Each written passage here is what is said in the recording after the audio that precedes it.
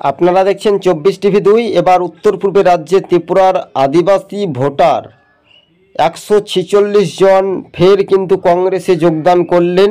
এই মুহূর্তের সবচাইতে বড় খবর, তাদের হাতে দলীয় পতাকা তুলে দিলেন ব্লক কংগ্রেস নেতৃত্ব। ত্রিপুরার একদিকে বিরোধী, অন্যদিকে শাসক, রাজনৈতিক যুযুধান দুই পক্ষের। কিন্তু আদিবাসী বা জনজাতি ভোটাররা কোন দিকে রায় দেয় আগামী দিন, সেটাই শুধু সময়ের অপেক্ষা। আপনারা আমাদের চ্যানেলটি যদি ভালো লেগে থাকে 24টিভি 2, অবশ্যই প্রথম থেকে শেষ পর্যন্ত দেখবেন, ভিডিওটি স্কিপ না করে অবশ্যই সম্পূর্ণভাবে দেখবেন এবং কমেন্টে আপনাদের মতামত অবশ্যই জানাতে পারেন।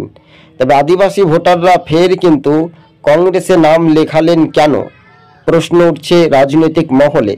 তারা তো বিজেপিতে যোগদান করতে পারতেন, কেননা বিজেপি বর্তমানে শাসক দল, অর্থাৎ তারা একসময় কংগ্রেস করত, তাই ঘরের ছেলে ঘরেই ফিরল বলে এমনটাই প্রতিক্রিয়া জানিয়েছেন সুদীপ রায় বর্মন।